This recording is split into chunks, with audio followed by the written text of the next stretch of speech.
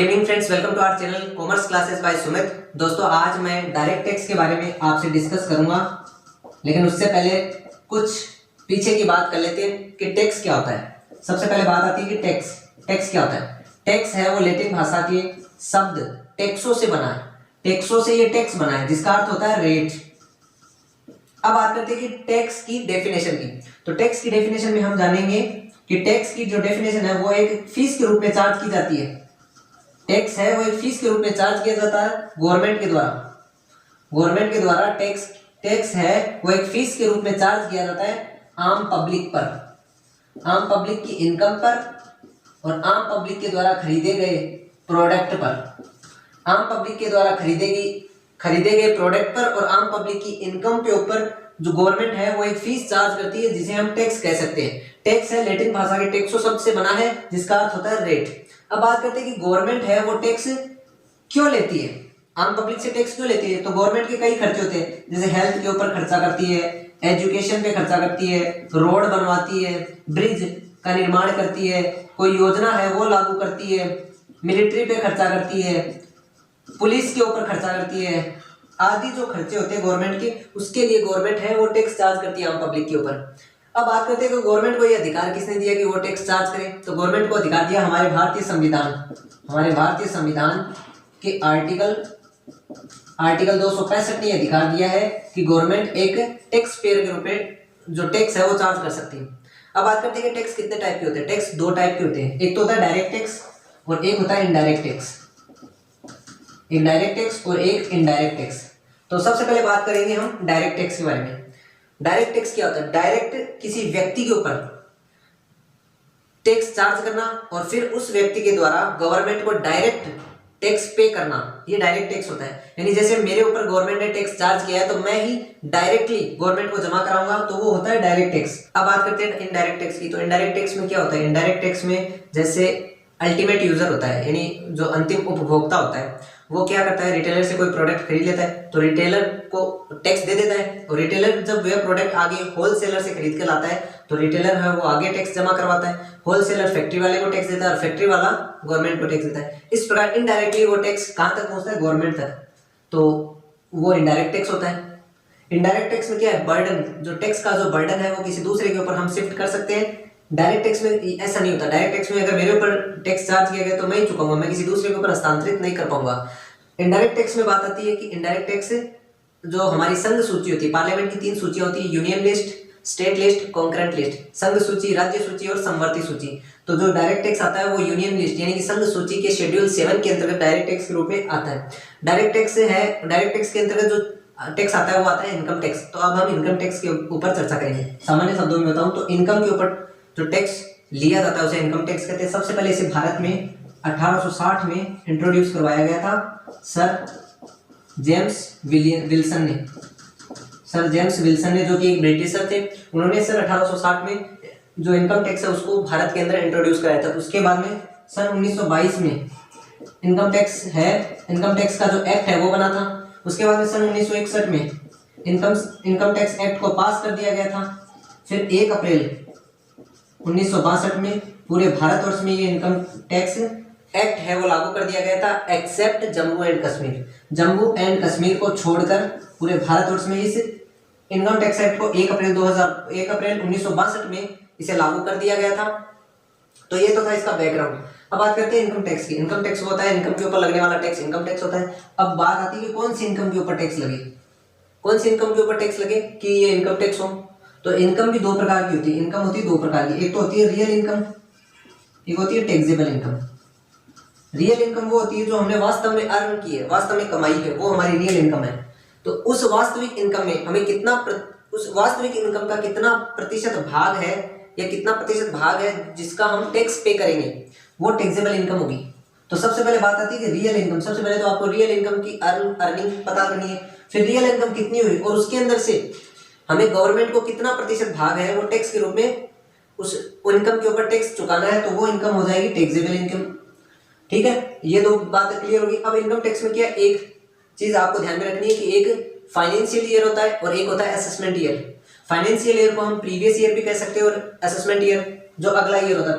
तो इसके अंदर ये बात ध्यान में रखनी है, फाइनेंशियल ईयर और प्रीवियस ईयर और एक असेसमेंट ईयर।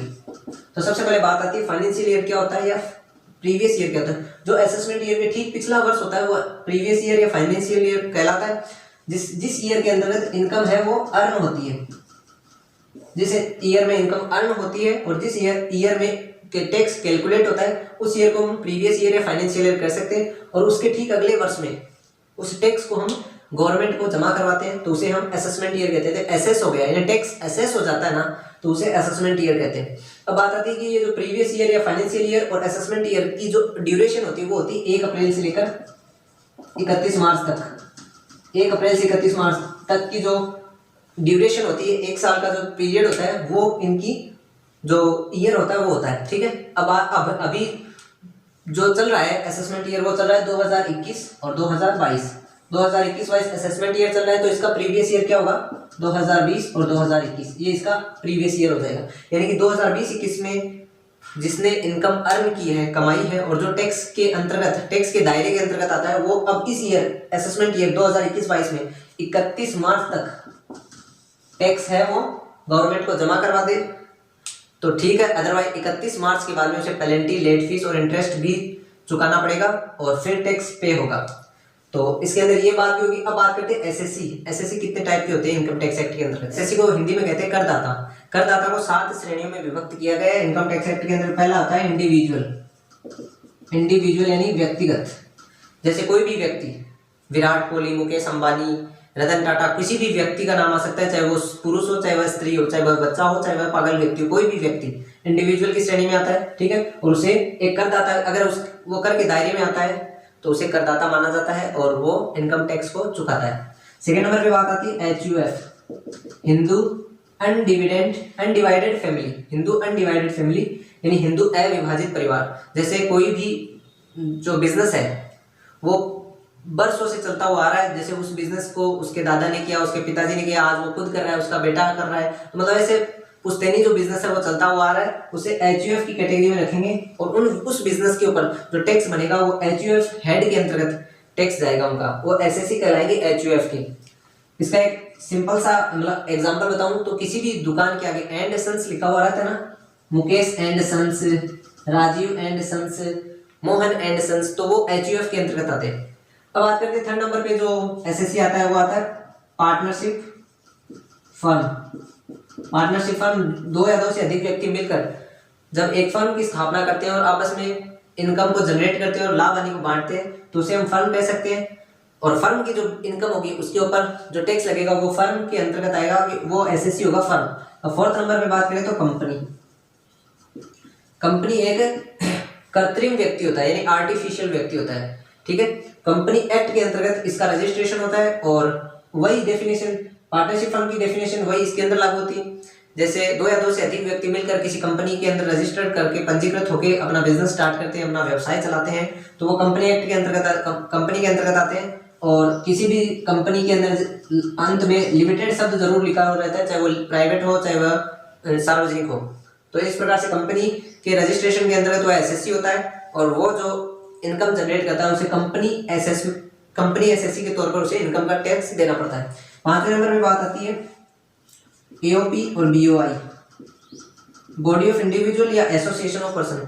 2 या 2 से अधिक व्यक्ति मिलकर सहमत होते हैं कि हमें एक दूसरे की सहायता करना है, चाहे वह धनराशि से हो, चाहे किसी भी प्रकार से हो, चाहे खाद्यान्न से हो, चाहे धनराशि से हो, किसी भी प्रकार से। ये क्या है, अपना एक संगठन चलाते हैं, ऑर्गेनाइजेशन ओपन करते हैं, जैसे कमेटी है, कोई कॉर्पोरेशन संस्था है आदि। तो इनका भी जो इनकम टैक्स होता है वो इनकम टैक्स एक्ट के अंतर्गत SSC के तौर पर नियुक्त होते हैं। 6 नंबर पे बात आती है लोकल अथॉरिटी, स्थानीय संस्था, लोकल अथॉरिटी। ये भी एक SSC है। लोकल अथॉरिटी जैसे municipality corporation limited, municipality corporation ये जो हमारी नगर पालिका होती है, म्युनिसिपैलिटी होती है, ये भी लोकल अथॉरिटी, लोकल संस्था के अंतर्गत आती है और वो टैक्स के लिए लायबल होती है, तो उसे टैक्स पे करना पड़ता है। 7 नंबर पे और लास्ट नंबर पे आता है AJP, आर्टिफिशियल जुडिशियल पर्सन, जिसका अस्तित्व अलग होता है, जिनका 6 में अस्तित्व नहीं होता, वो 7 नंबर में आता है। जैसे DU है, दिल्ली यूनिवर्सिटी है, कोई आइडल्स है, मतलब जिनका अस्तित्व अलग होता है वो भी इस SSC के अंतर्गत आते हैं और उसे टैक्स के लिए लायबल है, तो उसे टैक्स पे करना पड़ता है।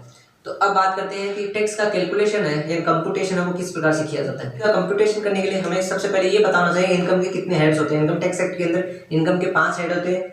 Income from salary, income from house property, income from business या profession, income from capital gain और इनकम फ्रॉम अदर सोर्सेज। ये 5 इनकम के सोर्स होते हैं और यहाँ से इनकम आती है। इनकम फ्रॉम सैलरी, आप जानते हैं सैलरी से इनकम, हाउस प्रॉपर्टी यानी रेंट पे चढ़ा के हाउस प्रॉपर्टी को इनकम, बिजनेस से इनकम या कोई किसी भी प्रोफेशन से इनकम, कैपिटल गेन यानी कि किसी भी भूमि को, कभी किसी भी जमीन को, किसी भी बिल्डिंग को बेचकर उससे जो प्रॉफिट अर्न करना वो कैपिटल गेन्स के अंतर्गत आता है। और जो चारों के अंतर्गत नहीं आता वो अदर सोर्सेज के अंतर्गत आता है। तो उस इनकम को हम लिख लेंगे। उसके बाद में हम हमारे जो डिडक्शन होती है, जो कुछ कटौतियाँ होती है 80C से 80U तक, अंडर सेक्शन 80C से 80U तक की जो कटौतियाँ वो कम कर देंगे। उसके बाद में हमें जो हमारी ग्रॉस, ये ग्रॉस इनकम हो गई और ये हमारी टोटल इनकम हो गई। तो टोटल इनकम में हमें लेस करना है रिबेट। अगर हमें रिबेट मिली 87A के अंतर्गत गवर्नमेंट हमें रिबेट देती है तो वो कम कर देंगे। उसके बाद में आफ्टर जो रिबेट का बैलेंस है वो आ जाएगा। उसके बाद में इसके अंदर ऐड करेंगे सरचार्ज को, सरचार्ज ऐड करेंगे। सरचार्ज होता है जैसे 50 लाख से 1 करोड़ तक की इनकम होती है तो उसमें 10% सरचार्ज ऐड होता है, और अगर 1 करोड़ से ज्यादा की इनकम हो तो उसके ऊपर 15% सरचार्ज ऐड किया जाता है। ये ऐड करने के बाद में जो बैलेंस आएगा उसके अंदर हमें ऐड करना है हेल्थ एंड एजुकेशन सेज, जो कि 4% गवर्नमेंट ने निर्धारित किया हुआ, वो भी ऐड करना है। और ऐड करने के बाद में अगर आपने कोई पहले से TDS है, कोई एडवांस टैक्स है या सेल्फ असेसमेंट टैक्स है, अगर वो पहले से पेड कर दिया है, चुका दिया है, तो वो हम लेस कर देंगे और वो जो अंत में आएगा वो हमारा टैक्स पेएबल हो जाएगा। जो टैक्स पेएबल अमाउंट है ना वो आ जाएगा। ठीक है, उस अमाउंट के आने के बाद में हमें निश्चित स्लैब रेट से टैक्स फाइन करना है। तो आपको बता दूं कि जैसे निश्चित जो स्लैब रेट अभी चल रही है 2021-22 की, वो चल रही है यानी 2.5 लाख रुपए तक तो छूट है अपने को। 2.5 लाख से अगर 5 लाख रुपए तक कोई कमाता है तो उसे 5% टैक्स देना पड़ेगा। अगर 5 लाख से 10 लाख तक कमाता है तो उसे 20% टैक्स देना पड़ेगा। और अगर 5 लाख से 10 लाख से ज्यादा कमाता है तो उसे 30% टैक्स देना पड़ेगा। तो मान लीजिए यहाँ पे जो टैक्स पेएबल टैक्स लायबिलिटी आई वो 10 लाख रुपए की आई, तो इसका हम टैक्स कैसे फाइंड करेंगे? जैसे 0 से लेकर 2.5 लाख रुपए तक तो टैक्स नील है, और 2.5 लाख रुपए से 5 लाख रुपए तक बना तो उसका 2.5 लाख पर 12,500 रुपए बन गया, और 5 लाख से 10 लाख पे बना उसका 1 लाख रुपए। क्योंकि 5 लाख से 10 लाख पे 20%, तो आगे के जो 5 लाख है उस पे 20% 1 लाख रुपए, और 10 से ज्यादा है नहीं क्योंकि 10 लाख रुपए तक का उसका लायबिलिटी था, इनको जोड़ा तो 1,12,500 रुपए। तो जो 10 लाख रुपए उसकी टैक्स लायबिलिटी बन रही है उसके ऊपर उसे 1,12,500 रुपए गवर्नमेंट को पे करना पड़ेगा। उसके लिए क्या करना पड़ेगा? उसे चुकाना पड़ेगा, और जो उसका असेसमेंट ये रहा उसमें ये चुकाना पड़ेगा। और उसे एक साइट के ऊपर जाके, साइट का नाम है www.incometax.gov.in, इसके ऊपर जाकर उसे रिटर्न फाइल करनी पड़ेगी असेसमेंट ईयर में, और उसके बाद में टैक्स है वो उसे जमा करवाना पड़ेगा। आई होप दोस्तों आपको डायरेक्ट टैक्स के बारे में ये बेसिक जो नॉलेज मैंने आपको दिया वो आपको समझ में आया होगा। वीडियो को लाइक कर देना, शेयर कर देना और चैनल को सब्सक्राइब